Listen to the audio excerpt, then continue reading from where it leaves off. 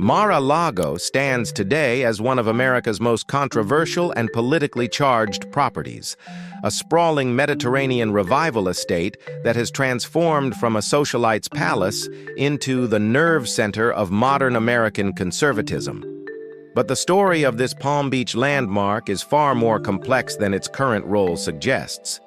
It's a tale that spans nearly a century, encompassing the aspirations of America's Gilded Age elite, the shifting fortunes of inherited wealth, bureaucratic rejection by the federal government, and ultimately, a remarkable reinvention by one of the most polarizing figures in modern politics. The 126-room mansion, stretching across 20 acres from the Atlantic Ocean to Lake Worth, represents multiple chapters in American history, each revealing something essential about wealth, power, social acceptance, and the ever-changing nature of prestige in the United States. From its conception during the twilight of the Roaring Twenties to its current status as a private club and occasional presidential residence, Mar-a-Lago has witnessed the evolution of American society through depression, war, cultural revolution, and political upheaval. This examination draws from architectural records, historical documents, government reports, journalistic investigations, and contemporary accounts to piece together the full narrative of Mar-a-Lago, a property that has always been about more than just real estate. It's a story about the price of ambition, the fluidity of social hierarchies, the burden of grandeur, and ultimately, how a rejected gift became a symbol of political insurgency. Chapter 1. Marjorie Merriweather Post's vision and the quest for social legitimacy. The woman behind the dream. To understand Mar-a-Lago, one must first understand Marjorie Merriweather Post, one of the wealthiest women in American history, and a figure whose life embodied both the opportunities and limitations faced by those born into new money during the early 20th century. Born in 1887 in Springfield, Illinois, Post inherited the Postum Cereal Company, which would eventually become General Foods Corporation, from her father, C.W. Post, when she was just 27 years old.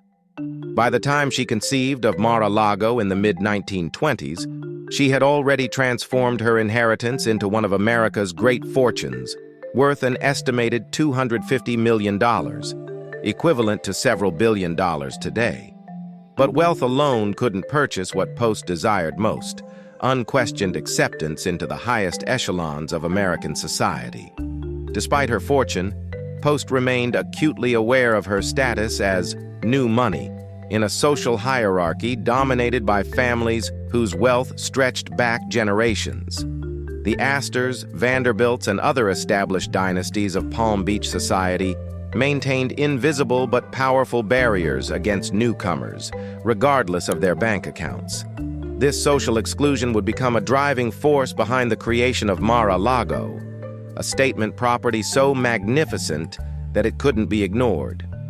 Post had already demonstrated her taste for grandeur with her previous estate, Hillwood, in Washington, D.C., where she amassed an extraordinary collection of Russian imperial art and Fabergé eggs. But Mar-a-Lago would be different.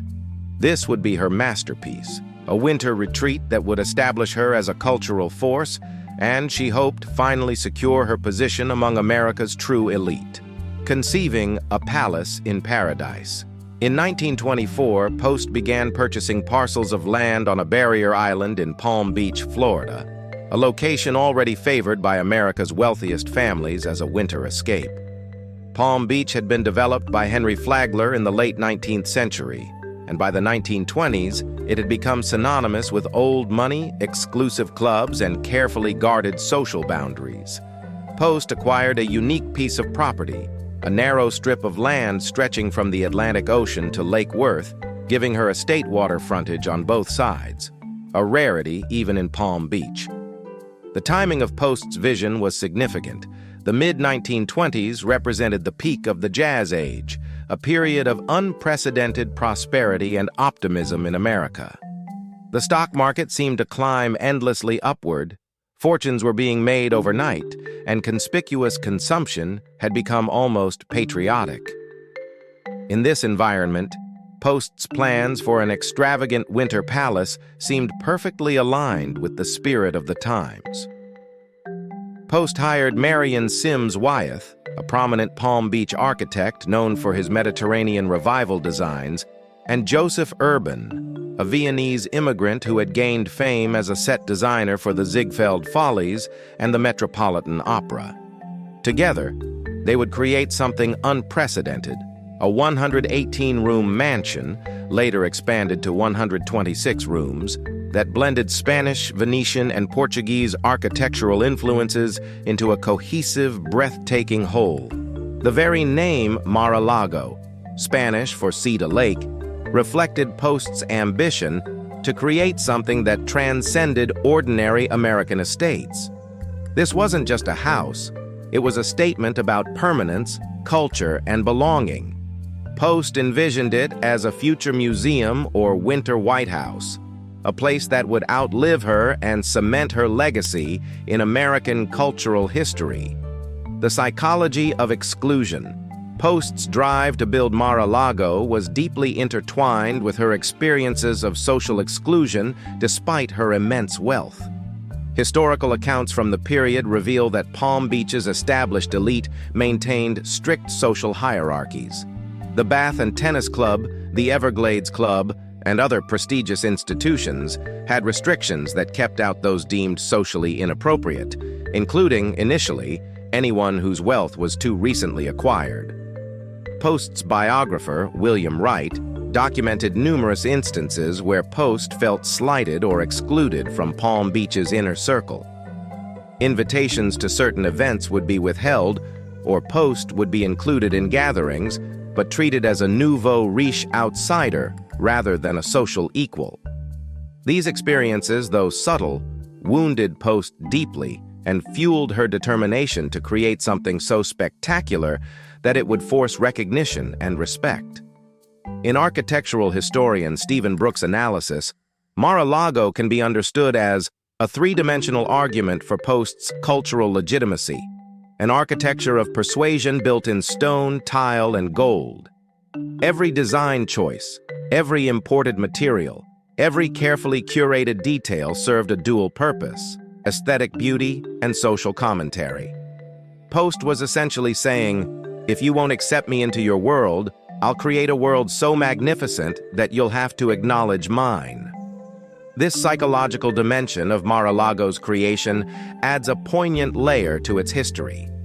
Here was one of America's wealthiest women, a business titan who had successfully managed a major corporation, creating an architectural monument partly in response to social rejection. The irony wouldn't become fully apparent until decades later, when the property she built to gain elite acceptance would eventually become a symbol of populist resentment against those very elites.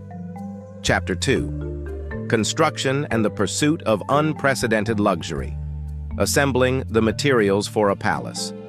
The construction of Mar-a-Lago, which began in 1924 and continued until 1927, represented one of the most ambitious residential building projects of the era. Post was determined that every element of her estate would be extraordinary, which meant sourcing materials from across the world with a perfectionism that bordered on obsession. The scale and scope of this international scavenging expedition was remarkable even by the standards of America's Gilded Age. From Spain, Post imported 36,000 antique Spanish tiles, some dating back to the 15th century, which were carefully removed from historic structures and transported across the Atlantic. The loggia alone required thousands of these Dorian tiles, each one selected for its patina and historical authenticity. Venetian marble was quarried in Italy and shipped in massive blocks, later carved by Italian craftsmen who were brought to Palm Beach specifically for this project. The gold leaf used throughout the estate, on ceilings, moldings, and decorative elements, was sourced from traditional European suppliers and applied using centuries-old techniques. Perhaps most extraordinary were the stone carvings. Post commissioned skilled artisans to create capitals, columns, and decorative elements that replicated, and in some cases exceeded, those found in historic European palaces. The attention to detail extended to the smallest elements. Door hinges were custom forged. Window latches were individually designed, and even the nails used in construction were specially made to avoid any hint of mass production. The estate's centerpiece was, and remains, the 75-foot Hispano-Moorish tower, visible for miles and serving as a landmark for ships at sea. Inside, the living hall measures an astonishing 29 feet high, with a skylight constructed from thousands of pieces of colored glass set in lead. The marble throughout the building came from multiple sources: Istrian stone from Croatia, Rosso Antico from Greece, and rare black and gold marble from quarries that had supplied ancient Roman builders. The human cost of grandeur. While Mar-a-Lago's architectural magnificence is well documented, the human story of its construction has received less attention but is equally significant.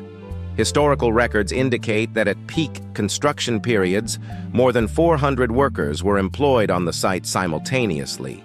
These included local laborers, specialized European craftsmen, and a permanent staff that Post began assembling even before construction was complete. Contemporary newspaper accounts from the Palm Beach Post and Miami Herald described working conditions that ranged from challenging to dangerous. The Florida climate, particularly during summer months, was brutal for workers installing roof tiles, hauling marble, and working with hot materials like lead and iron. Several workers were reportedly hospitalized for heat exhaustion, and at least one fatality was recorded when a craftsman fell from scaffolding, though this death received minimal press coverage at the time. The imported European craftsmen faced particular hardships. Many had been recruited with promises of steady work and good wages, but they found themselves far from home, living in temporary housing on or near the construction site, working 6 days a week in conditions vastly different from those they'd known in their home countries. Language barriers complicated safety protocols and created social isolation. For Post, these workers were largely invisible, a means to an end.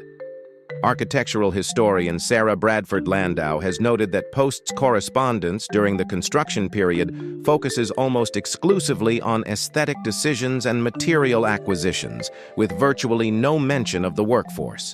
This reflected the broader attitudes of the era, when wealthy patrons viewed labor as a commodity to be managed by contractors rather than a human concern requiring their direct attention. The wages paid varied dramatically based on skill and origin. Italian marble workers, considered highly specialized, earned relatively good wages by 1920s standards, around $8 to $10 per day. Local laborers, many of them African-American workers who performed the most physically demanding tasks, earned considerably less, sometimes as little as $2 to $3 per day. This disparity reflected both the racial hierarchies of the time and the economic structure of Palm Beach, where a service economy was built on low-wage labor, supporting the lifestyles of the ultra-wealthy. The astronomical economics of excess. The total cost of Mar-a-Lago's construction has been a subject of debate among historians, partly because Post's accounting methods were not always transparent, and partly because the project's scope expanded repeatedly during construction. Conservative estimates place the cost at around $7 million for construction and furnishings, a staggering sum in the 1920s, equivalent to approximately $120 to $150 million in today's dollars when accounting for inflation and the specialized nature of the materials. However, some historians argue the true cost was substantially higher. When factoring in the land acquisition, the ongoing importation of antiques and artwork, the salaries of the permanent staff Post established even before completion, and the extensive landscaping that continued for years after the main structure was finished, total expenditures may have exceeded $15 million, or well over $250 million in contemporary terms. What makes these figures even more remarkable is the timing. By the time Mar-a-Lago was completed in 1927, the American economy was already showing signs of the strain that would lead to the 1929 crash. Post was pouring millions into a winter retreat at precisely the moment when economic clouds were gathering. The cruel irony is that the mansion was completed just 2 years before the Great Depression would devastate the American economy and fundamentally alter attitudes toward such ostentatious displays of wealth. The annual maintenance costs were equally extraordinary. Post employed a year-round staff of approximately 60 people, including housekeepers, groundskeepers, chefs, security personnel, and specialized craftsmen responsible for maintaining the estate's delicate materials. The annual operating budget in the 1930s was estimated at $300,000, equivalent to roughly $5.5 million today, and this was during a period when Post used the estate for only about 4 months each year. The landscaping alone required enormous ongoing investment. Post had imported not just materials, but entire botanical specimens. Royal palms from Cuba, orchids from South America, rare flowering trees from across the tropics. Maintaining these plants in Florida's challenging climate required full-time horticulturists, sophisticated irrigation systems, and constant vigilance against pests and diseases. The formal gardens were designed to evoke European palace grounds, with manicured hedges, fountains, and carefully planned sightlines, all requiring continuous maintenance in a climate that encouraged rapid, uncontrolled growth. Design philosophy and architectural statement.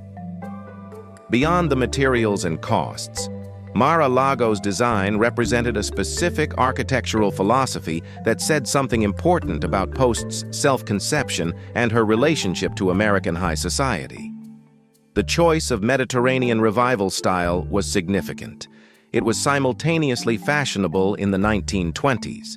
Florida yet also evoked European aristocracy and ancient empires. This wasn't a colonial revival mansion like those favored by old-money New Englanders, nor was it a French chateau like those built by the Vanderbilts. It was something different, something that claimed a lineage stretching back beyond the American elite to older, more ancient sources of legitimacy. Marion Sims Wyeth and Joseph Urban created a building that functioned almost as a stage set, appropriate given Urban's background. Each room was designed as a distinct experience, with different stylistic influences and moods. The Venetian room featured elaborate frescoes and gilt detailing. The Spanish library was dark and intimate, paneled in carved wood. The gold room shimmered with gilded moldings and antique mirrors. Moving through Mar-a-Lago was intended to be a journey through European cultural history, curated and presented by Post as evidence of her sophisticated taste. The architectural historian Witold Rybczynski has observed that Mar-a-Lago represents perhaps the last great expression of Gilded Age collecting instinct translated into architecture. Unlike modernist buildings that were beginning to emerge in the 1920s, which emphasized new materials, clean lines, and functionalism, Mar-a-Lago was deliberately backward-looking, a monument to a romantic vision of European aristocratic life that, even as it was being built, was becoming anachronistic. Chapter 3. The struggle for social acceptance and the realities of class division invitations without integration. The completion of Mar-a-Lago in 1927 should have marked Marjorie Merriweather Post's triumphant entry into Palm Beach's inner circle. The mansion was everything she had promised, a showplace without equal on the island, a destination that attracted curious visitors and genuine admiration for its beauty and scale. Post began hosting lavish parties, costume balls, and dinners, featuring cuisine prepared by European-trained chefs. Yet despite all this, the social acceptance Post craved remained frustratingly elusive. Historical records, including society columns from the period and personal correspondence preserved in the Smithsonian's Archives of American Art, reveal a pattern of subtle but persistent exclusion. Post received invitations to major social events. Her wealth and the magnificence of her estate made her impossible to ignore entirely. But she was never fully embraced by Palm Beach's oldest families. The Bath and Tennis Club, established in 1926 and representing the pinnacle of Palm Beach society, didn't offer Post membership during these early years. The Everglades Club, founded by Paris Singer with the explicit purpose of creating an exclusive social space, remained similarly closed to her. Contemporary gossip columns and society reporting, reviewed in digitized newspaper archives, capture this dynamic with telling phrases. Post would be described as hosting spectacular entertainments that were widely attended, but the guest lists often included newer members of Palm Beach society, Hollywood celebrities, and business titans rather than the Brahmins of the old establishment. It was a social scene that paralleled Post's position. Impressive, wealthy, influential, but not quite the inner sanctum she had hoped to penetrate. Post's biographer Nancy Rubin Stewart documented how this partial acceptance affected Post psychologically. Despite projecting confidence and engaging actively in philanthropy and cultural preservation, Post privately expressed frustration in letters to close friends about the social dynamics of Palm Beach. In one letter from 1932, Post wrote about feeling admired but not embraced, a phrase that perfectly captures the paradox of her position. The anthropologist E. Digby Baltzell, in his classic study of American social hierarchies, The Protestant Establishment, explained the mechanisms of such exclusion. Old money families maintained their social boundaries through a complex system of informal networks, exclusive clubs, shared educational backgrounds, and unspoken social codes. New money, no matter how abundant, couldn't simply buy entry into these networks because the networks themselves were designed specifically to exclude outsiders. Acceptance required generations, not just dollars. The geography of class within Mar-a-Lago. While Post struggled with social acceptance among her peers, Mar-a-Lago itself embodied stark class divisions in its very architecture and daily operation. The estate was essentially two worlds occupying the same space: the spectacular public and private rooms where Post and her guests lived and entertained, and the extensive service areas where an army of workers labored largely unseen. The main floors of Mar-a-Lago were designed for display and comfort. Post's personal suite occupied prime real estate with ocean views, elaborate decoration, and every modern convenience available in the 1920s. Guest rooms were individually decorated with antiques and fine linens. The public entertaining spaces, the living hall, dining rooms, ballrooms, were designed to impress and create memorable experiences for visitors. But beneath and behind these spectacular spaces existed an entirely different Mar-a-Lago. The basement and service wings housed the estate's operational infrastructure. Massive kitchens with industrial equipment, storage rooms for linens and supplies, staff dining areas, maintenance workshops, and living quarters for some residential staff. Separate staircases and hallways allowed servants to move through the house without being seen by Post or her guests, a common feature of grand estates that literally built invisibility into their architecture. The residential staff, which numbered around 60 year-round, lived according to strict hierarchies. Senior staff like the butler, head housekeeper, and head chef occupied better quarters and wielded considerable authority over junior staff. Kitchen workers, laundry staff, and groundskeepers occupied simpler accommodations and worked longer hours for lower wages. Many of the lowest-level workers were African American, reflecting the racial hierarchies of the Jim Crow South, Florida's Palm Beach included. Historical records from employment agencies and newspaper classified ads from the period reveal the working conditions. Staff worked 6 days per week, typically with only Sunday afternoons off. Wages for most positions were modest, $60 to $100 per month for housekeepers and kitchen staff, somewhat more for skilled positions like chefs or mechanics who maintained the estate's systems. In exchange for these wages, workers were expected to maintain exacting standards of service, appearance, and discretion. The sociologist Irving Goffman's concept of front stage and backstage behavior perfectly describes Mar-a-Lago's spatial organization. The front stage, where Post performed her role as cultured hostess and sophisticated collector, required an extensive backstage infrastructure of labor that remained carefully hidden. The grandeur Post displayed to her guests was made possible by workers whose presence was systematically erased from the aesthetic experience. The paradox of exclusion and hierarchy. There's a profound irony in Post's situation during these years. While she experienced exclusion from Palm Beach's highest social circles because of her new money status, she simultaneously presided over Mar-a-Lago's own rigid hierarchies, which placed her at the absolute pinnacle and dozens of workers at various levels below her.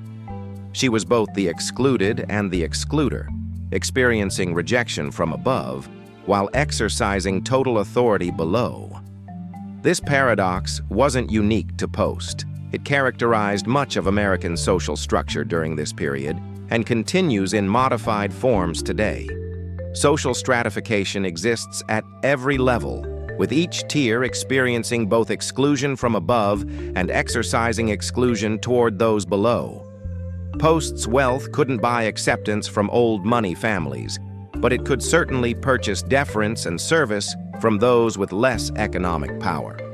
Historians of American class dynamics, such as Sven Beckert in The Moneyed Metropolis, have explored how these overlapping hierarchies functioned to maintain social stability despite enormous wealth inequality.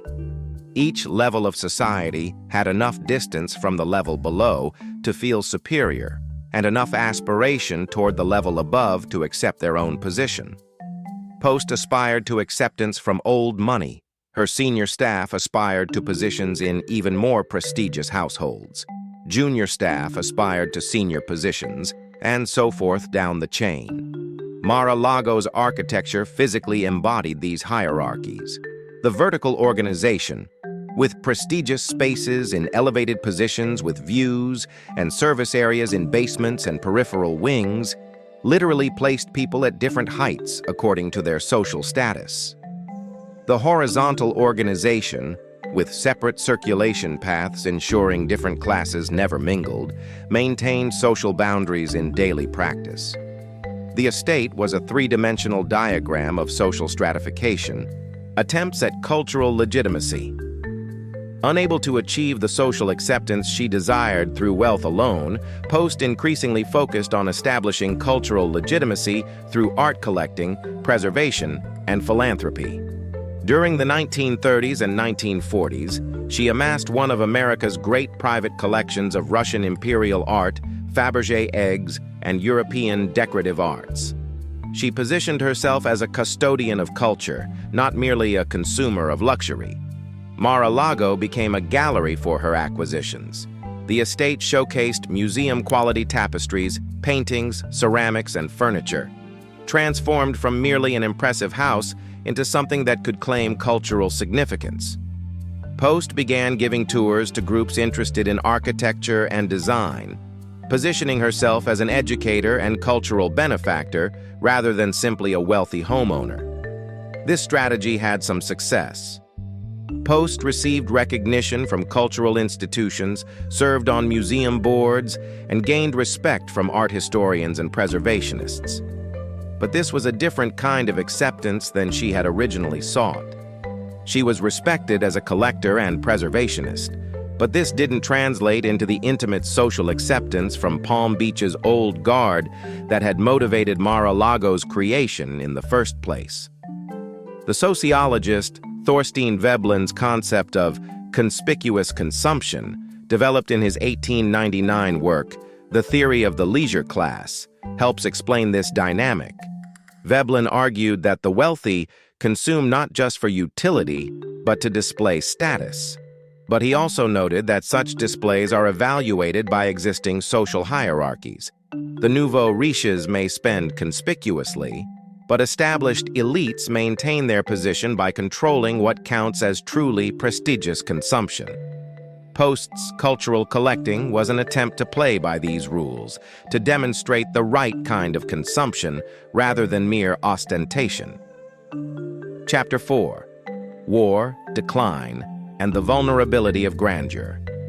The Offer to Serve and Official Rejection. When the United States entered World War II in December 1941, Marjorie Merriweather Post saw an opportunity to demonstrate both her patriotism and the potential public value of Mar-a-Lago. In a gesture that seemed both generous and strategic, Post offered to donate the estate to the federal government for use as a military hospital, convalescent facility, or headquarters for military operations. It was an offer that seemed to align with her long-held hope that Mar-a-Lago might someday serve as a winter White House or other official governmental purpose. Historical records from the National Archives reveal that Post's offer was seriously considered by multiple agencies. The War Department evaluated Mar-a-Lago's potential as a convalescent facility for wounded officers. The Coast Guard examined whether it could serve as a command post for Atlantic coastal defense operations. The State Department briefly considered its utility for hosting diplomatic conferences in a secure, prestigious setting away from Washington. Ultimately, however, all agencies declined the offer. Official reports cited several practical concerns. The estate's location on a barrier island made it vulnerable to enemy attack or sabotage. Its isolation from major military installations and medical facilities made it logistically challenging. The cost of maintaining the property and its specialized systems would be prohibitive. And perhaps most significantly, the perception of military leaders or wounded servicemen recuperating in such lavish surroundings would create terrible optics during a time of national sacrifice and rationing. One particularly telling document, preserved in the National Archives, is a memorandum from a War Department administrator noting that while Mar-a-Lago was undoubtedly magnificent, it was entirely unsuitable for military purposes and would be a publicity nightmare if the government appeared to be operating a palace while asking ordinary Americans to accept shortages and hardship. The very grandeur that Post had labored to create now worked against her desire to see the property serve a national purpose. Post's offer and its rejection represent a poignant moment in Mar-a-Lago's history. She had attempted to transform her personal monument into a public asset, to give her architectural statement a significance beyond social status. The rejection suggested that there were some things wealth and generosity couldn't accomplish, that Mar-a-Lago's very magnificence made it inappropriate for the democratic ethos of wartime America. The estate's wartime deterioration. The war years were difficult ones for Mar-a-Lago, with Post spending most of her time in Washington and at her other estates. Mar-a-Lago sat largely unused for long stretches. The normal staff of 60 was reduced to a skeleton crew of maintenance workers. Many able-bodied staff members had left for war work or military service. Materials needed for routine maintenance became impossible to obtain due to wartime rationing. The estate's elaborate systems began to suffer from neglect. The irrigation system, crucial for maintaining the tropical landscaping, experienced breakdowns that went unrepaired. Palm trees died and weren't replaced. The salt air from the Atlantic, which had always been a challenge for the property's marble and metalwork, took an increasing toll without constant maintenance. Water infiltration damaged some of the historic Spanish tiles. The gold leaf on interior detailing began to tarnish and peel. Contemporary correspondence from Post's property managers to her business office, preserved in Smithsonian collections, documents this deterioration with increasing urgency. A 1943 letter notes that several fountains have stopped working and the water features have become breeding grounds for mosquitoes. A 1944 memo reports that Mrs. Post's house in Palm Beach continues to decline in the absence of proper care and warns that some damage may become permanent if not addressed soon. A 1945 report written just before war's end states bluntly that the estate requires immediate and extensive restoration and estimates costs at $200,000 or more. This period reveals an essential truth about architectural grandeur. It's not static, but requires constant effort and resources to maintain. Mar-a-Lago wasn't simply a beautiful object that could be locked up and preserved. It was more like a living organism requiring continuous care. Without that care, even the most magnificent creation begins to decay. The war years demonstrated that Post's masterpiece was, in some ways, extraordinarily fragile. Post's aging and family ambivalence. As Marjorie Merriweather Post aged through the 1940s and 1950s, questions about Mar-a-Lago's future became increasingly pressing. Post had married and divorced 4 times. Her relationships with her children were complex and sometimes strained. Neither of her daughters showed strong interest in inheriting Mar-a-Lago or taking on the massive burden of maintaining it. Post's daughter, Adelaide Deanie Close, and her other daughter, Eleanor. Post Hutton had their own lives, families, and properties. They appreciated Mar-a-Lago as their mother's creation and enjoyed visiting it, but neither wanted the responsibility of year-round maintenance, the expense of keeping it operational, or the headache of managing staff and systems. This was a common dynamic among inherited estates. The next generation often valued the lifestyle such properties enabled, but not the properties themselves. For Post, this reality must have been deeply disappointing. She had created Mar-a-Lago partly as a legacy, something that would outlast her and keep her memory alive.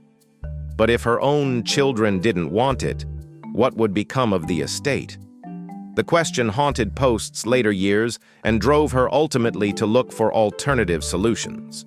First, the wartime donation attempt, and eventually the donation to the federal government she would finalize in her will. This family dynamic reflected broader changes in American society. The post-war period saw different attitudes toward wealth and property. The next generation, even of very wealthy families, often preferred mobility over the fixed obligations of maintaining vast estates. The servant economy that made such estates possible was also transforming. Domestic service was becoming less common as alternative employment opportunities emerged, making it increasingly difficult and expensive to staff properties like Mar-a-Lago properly. The post-war restoration and renewed use. After the war's end, Post undertook a major restoration of Mar-a-Lago, spending an estimated $300,000 to repair wartime damage and update systems. The estate reopened for Post's winter seasons in the late 1940s, hosting parties and entertaining that attempted to recapture the glamour of earlier decades. But something had changed. The post-war world was different, less formal, less deferential to established hierarchies, more focused on modern living than nostalgic recreations of European aristocracy. Post's parties in the 1950s and 1960s attracted interesting guests, including politicians, diplomats, entertainers, and business leaders, but the gatherings had a different feel than pre-war society events. They were now more about Post's personal interests and friendships than about social positioning. Post, now in her 70s and 80s, had evolved beyond the need to prove herself to Palm Beach society. She had instead become a Palm Beach institution in her own right, an eccentric grande dame whose estate was recognized as historic even while she still lived in it. During these later years, Post focused increasingly on her legacy. She was meticulous about documenting Mar-a-Lago's contents, creating detailed inventories of its art and antiques. She worked with preservationists to document its architecture, and crucially, she formalized her intention to donate the property to the federal government upon her death, specifying that it should be used as a winter White House or for other official governmental purposes. This bequest would set the stage for the next chapter in Mar-a-Lago's complex history. Chapter 5. The Failed Gift to the Nation. The 1973 Bequest and Post's Final Vision. Marjorie Merriweather Post died in September 1973 at the age of 86. Her will, executed according to her carefully laid plans, left Mar-a-Lago to the United States government, along with a $1 million endowment for its maintenance. The bequest specified that the estate should serve as a winter White House, where presidents could host foreign dignitaries and conduct official business in a more relaxed setting than Washington, D.C. Post envisioned Mar-a-Lago as America's equivalent to European royal estates, a place where affairs of state could be conducted in beautiful surroundings that would impress foreign visitors and demonstrate American cultural achievement. The donation seemed, on the surface, like an extraordinarily generous gift. Mar-a-Lago's appraised value at the time was approximately $15 to $20 million, equivalent to roughly $100 to $130 million today, and it came fully furnished with museum-quality antiques, art, and decorative objects. The endowment, while modest compared to operating costs, was nevertheless a substantial additional bequest. Post's hope was that the federal government would appreciate both the property's beauty and its potential utility, accepting her vision of Mar-a-Lago as a national asset. Initial reactions to the bequest were mixed. Some politicians and cultural commentators praised Post's generosity and vision. Senator Edward Gurney of Florida enthusiastically supported the idea of a winter White House in his state. The Palm Beach Daily News ran editorials celebrating the bequest as a recognition of Palm Beach's importance to American cultural life. But skeptics immediately questioned whether the federal government needed or wanted such a property. The National Park Service, tasked with evaluating the bequest on behalf of the government, approached the question methodically. Between 1973 and 1980, the service produced multiple reports examining Mar-a-Lago's suitability for government use, its historical significance, its maintenance requirements, and its potential as a winter White House. These reports, preserved in national archives, offer a fascinating window into how the federal bureaucracy evaluated Post's grand gesture. Security nightmares and logistical impossibilities. The first major report, completed in 1974, focused primarily on security issues, and its conclusions were devastating to Post's vision. Secret Service agents evaluated Mar-a-Lago from a protective standpoint and found it nearly impossible to secure adequately for presidential use.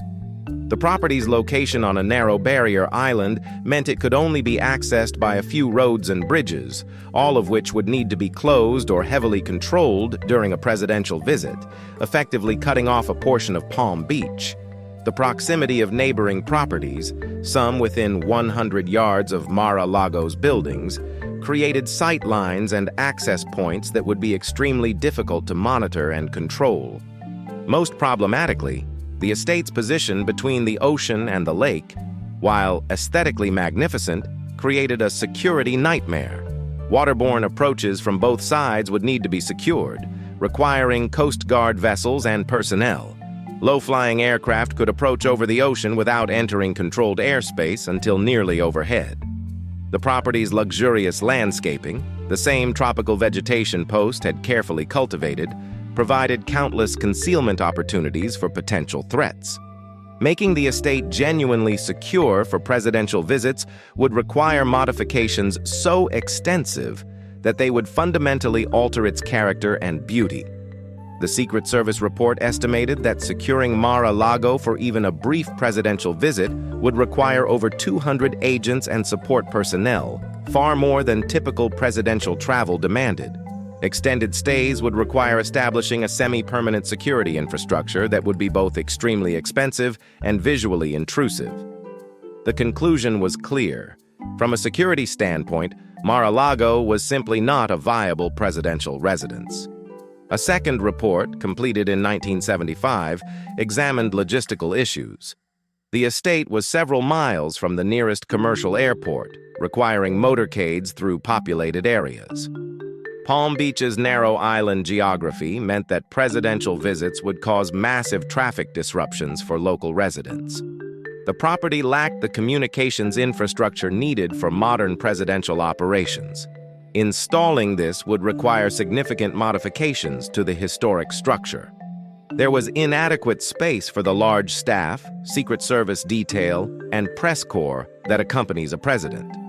Perhaps most telling was the report's observation that while 19th-century presidents might have been able to genuinely vacation in relative isolation, 20th-century presidents could not. 20th-century presidents traveled with an enormous support apparatus.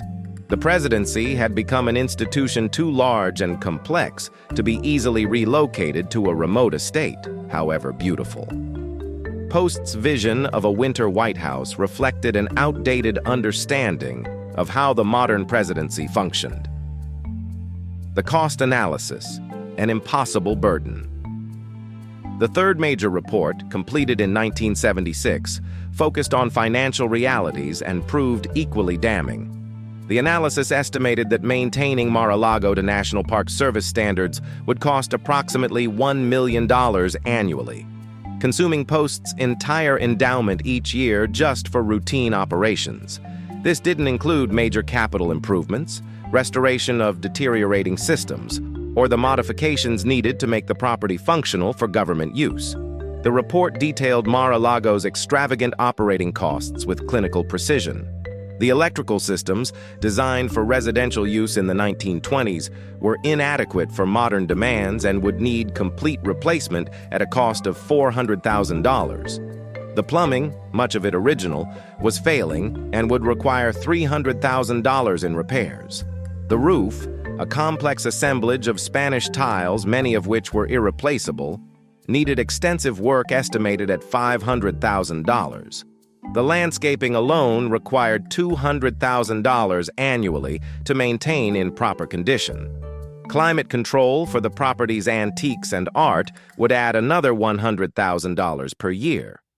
When the Park Service added up all the costs, routine maintenance, utilities, staff salaries, security modifications, infrastructure updates, and ongoing preservation, the annual expense came to roughly $2.5 million per year, with an additional $3 to $5 million needed immediately for deferred maintenance and essential improvements.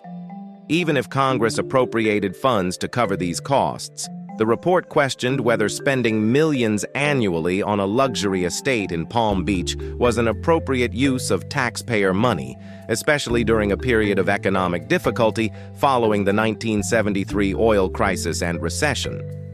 The report also noted awkwardly that Palm Beach's demographic profile raised equity concerns. The area was one of America's wealthiest enclaves, with a year-round population that was overwhelmingly white and affluent. Investing massive federal resources in maintaining a luxury estate in such a location would be politically problematic, potentially appearing to favor the wealthy, while other National Park Service properties serving broader populations struggled with inadequate funding. Historical significance debates.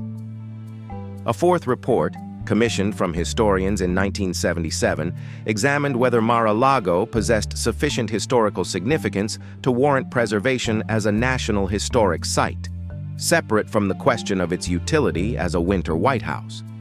This debate was complex and revealed interesting tensions in preservation philosophy. On one hand, Mar-a-Lago was unquestionably significant as architecture.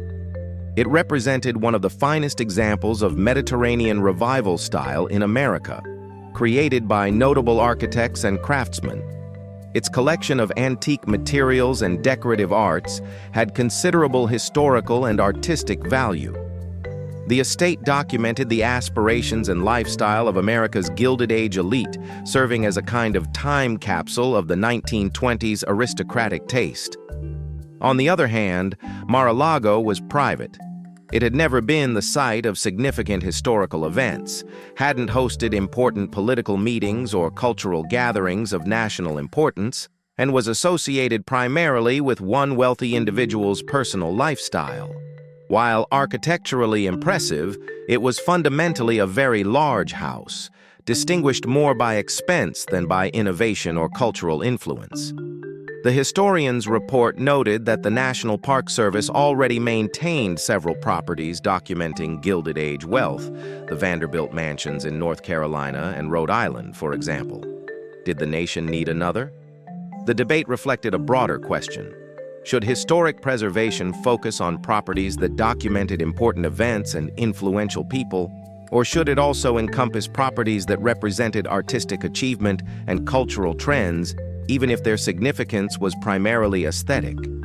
Mar-a-Lago fell into an ambiguous category, important enough to warrant consideration, but not so clearly significant as to make preservation an obvious choice.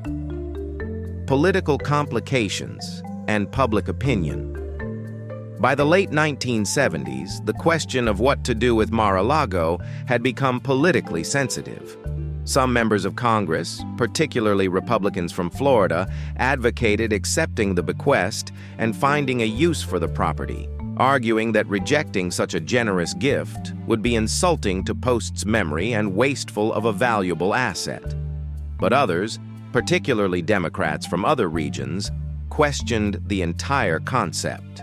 Why should the federal government own and maintain a Palm Beach mansion? What message did that send about priorities and values? Public opinion polling from the period, limited though it was, suggested most Americans were skeptical of the government accepting Mar-a-Lago. A 1978 survey found that 62% of respondents thought the government should not accept the property, with most citing concerns about expense and appropriateness. Comments from survey participants revealed deep skepticism about whether presidents needed a luxury vacation home maintained at taxpayer expense, especially during economic difficulties. The political climate of the late 1970s was particularly unfavorable to Mar-a-Lago's acceptance. The Vietnam War had eroded trust in government institutions. The Watergate scandal had revealed corruption at the highest levels. Economic stagflation was causing widespread financial anxiety. The Iran hostage crisis beginning in 1979 created a sense of national crisis. In this environment, the idea of the government maintaining a Palm Beach palace seemed tone-deaf at best. President Jimmy Carter's administration, which came into office in 1977 with a populist message of government reform and fiscal responsibility, was particularly unlikely to embrace Mar-a-Lago. Carter famously sold the presidential yacht Sequoia as an inappropriate luxury. Accepting a Palm Beach estate would have been completely inconsistent with his political brand. While the decision wasn't Carter's alone to make, his administration's signals were clear. Mar-a-Lago was not something the federal government wanted. The official rejection of 1980 to 1981. In 1980, after 7 years of study and debate, the National Park Service issued its final recommendation. The government should return Mar-a-Lago to the Post Foundation. The recommendation cited all the concerns previous reports had raised: excessive operating costs, security challenges, logistical difficulties, questionable historical significance, and political inappropriateness. The report acknowledged that refusing such a generous gift was unusual and potentially awkward, but concluded that accepting it would create more problems than it solved. Congress, facing its own budget pressures and political challenges, concurred with the recommendation. Legislation was drafted to formally return the property to the Post Foundation, which would then be responsible for disposing of it as the foundation's trustees saw fit. In January 1981, just as Ronald Reagan was being inaugurated as president, the formal transfer documents were signed. Mar-a-Lago ceased to be federal property, a status it had held for less than 8 years, and returned to private hands. The rejection of Mar-a-Lago represented a significant moment in American cultural history. It marked the definitive end of an era when private wealth and public purposes could be seamlessly combined, when a wealthy individual could realistically hope to see their personal monument serve national purposes. The decision reflected changing American attitudes toward elite institutions, growing skepticism about government spending, and a more democratic sensibility that questioned whether taxpayers should maintain luxury properties for their leaders. For Post's vision, the rejection was total and final. Mar-a-Lago would never be a winter White House. It would never host summit meetings or diplomatic receptions as an official U.S. government property. The dream that had motivated Post to specify this use in her will died with the government's decision. The question now became, what would happen to Mar-a-Lago as private property in a changing America? Chapter 6. Donald Trump's Acquisition and Transformation. The Fire Sale and Strategic Maneuvering. By the early 1980s, Mar-a-Lago was in serious trouble. The Post Foundation, which had inherited the property after the government's rejection, was desperate to find a buyer but faced enormous challenges. The estate required massive ongoing investment to maintain, yet its very grandeur made it difficult to find a practical use. It was too large for a single-family residence, too expensive to operate as a hotel, too specialized to convert to other commercial purposes. Several potential buyers examined the property, but walked away intimidated by the costs and complications. In 1985, Donald Trump, then a rising New York real estate developer known primarily for Manhattan properties, became interested in Mar-a-Lago. Trump's involvement with Palm Beach had begun a few years earlier when he'd purchased a nearby property. He recognized that Mar-a-Lago, despite its challenges, possessed something extremely valuable: prestige and cachet. This was precisely the kind of asset Trump had built his brand around, properties that conveyed status and exclusivity.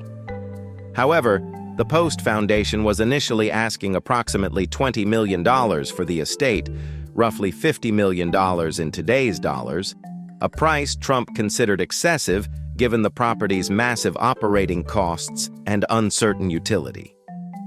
What happened next demonstrated Trump's negotiating approach and willingness to use aggressive tactics to achieve favorable deals.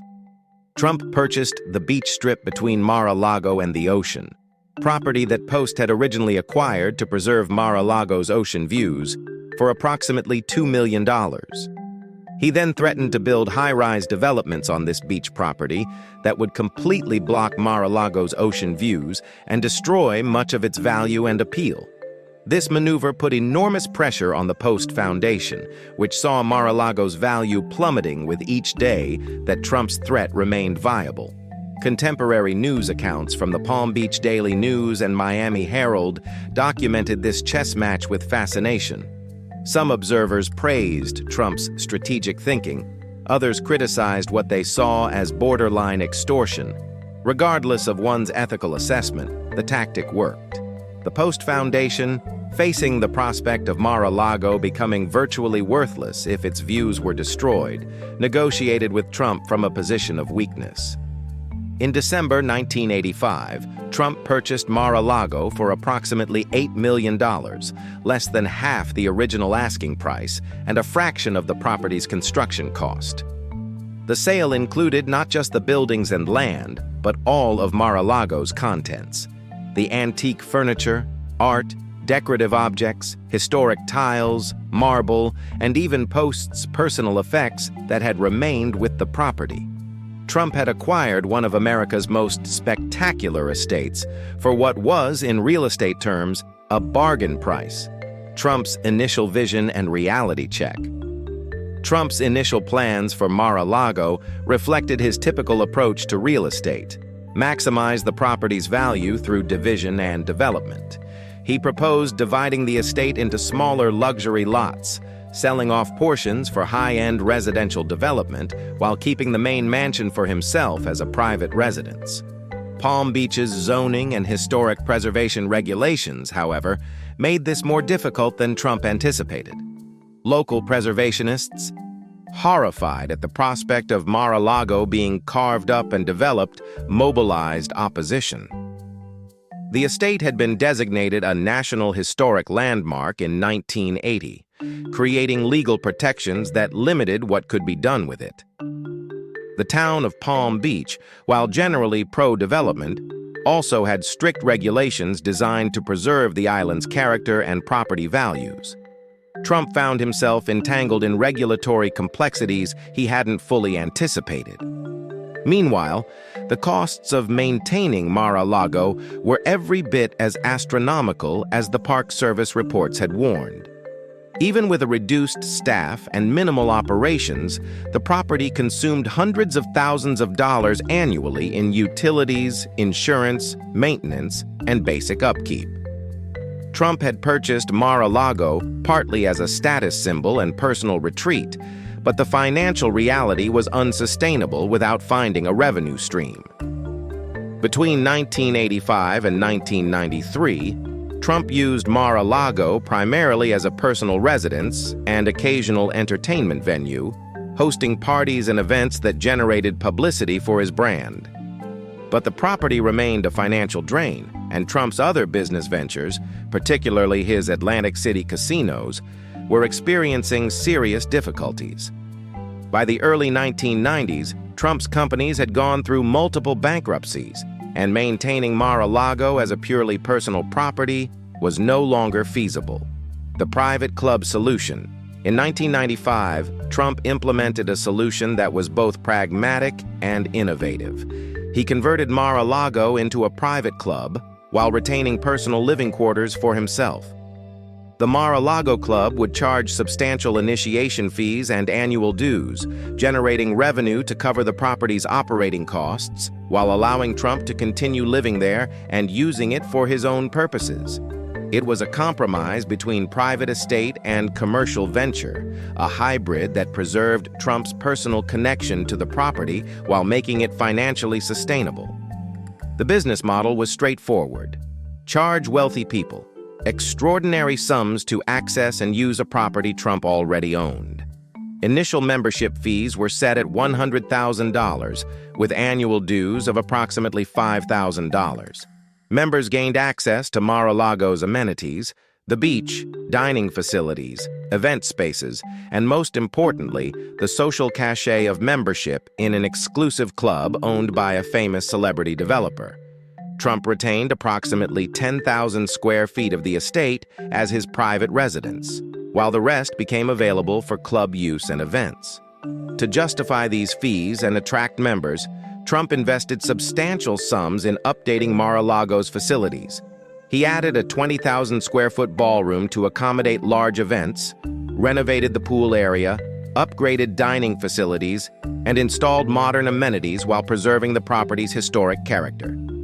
These improvements, along with extensive marketing, positioned the Mar-a-Lago Club as a must-join destination for wealthy individuals seeking elite social connections in Palm Beach.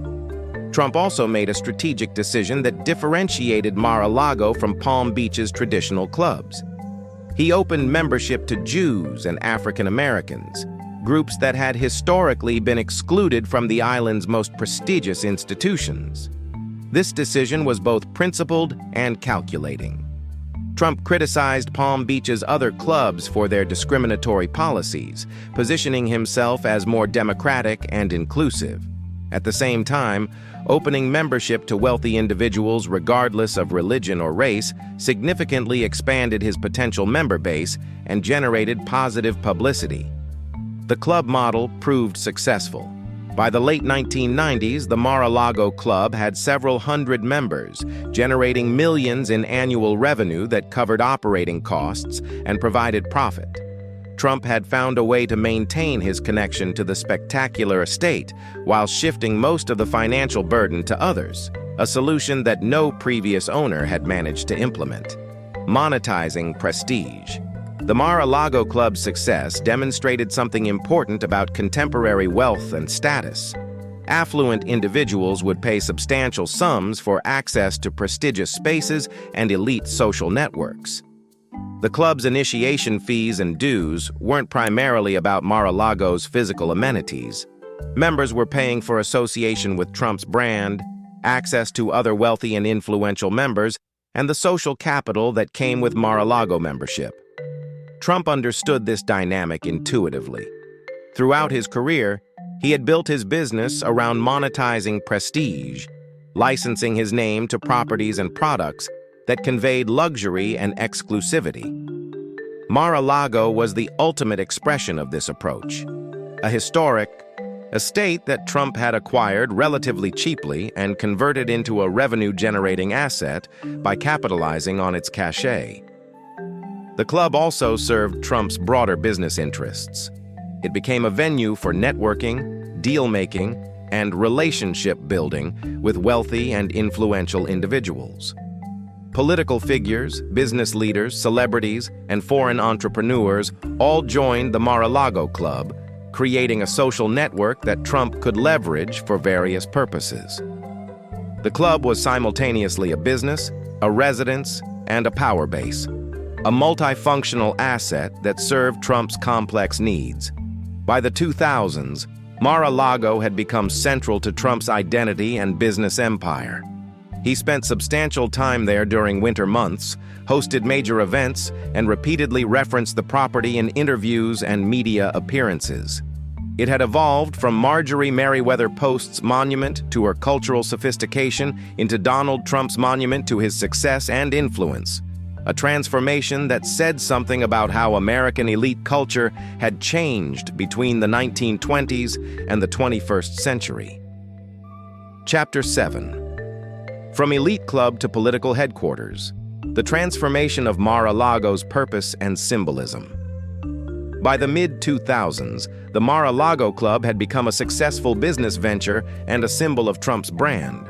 But it remained fundamentally a private club, a place where wealthy people gathered for social and recreational purposes. This began to change as Trump increasingly involved himself in political activities and commentary, culminating in his decision to run for president in 2015. Mar-a-Lago would be transformed yet again, this time from a social club into something unprecedented, a private property that functioned as a secondary seat of government and a center of political power.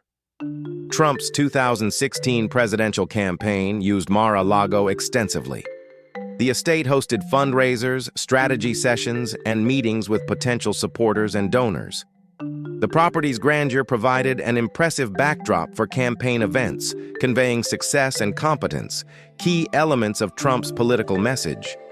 But this was still relatively conventional. Wealthy candidates had long used their private properties for campaign purposes.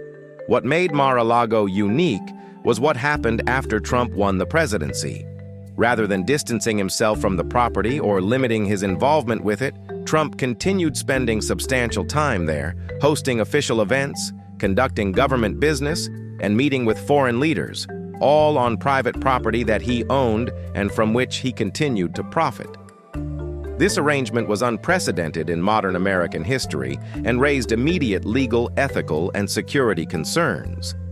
Between his inauguration in January 2017 and the end of his presidency in January 2021, Trump visited Mar-a-Lago approximately 130 times, spending roughly 400 days there, roughly 1/4 of his presidency.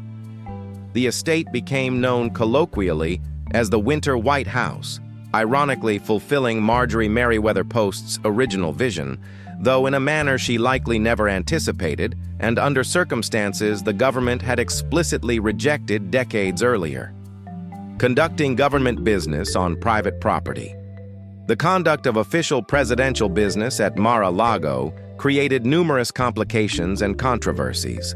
Unlike the White House, which is a secure government facility designed for presidential operations, or Camp David, which is a dedicated presidential retreat with appropriate security and communications infrastructure, Mar-a-Lago remained a private club with paying members who could potentially observe and interact with the president and his guests.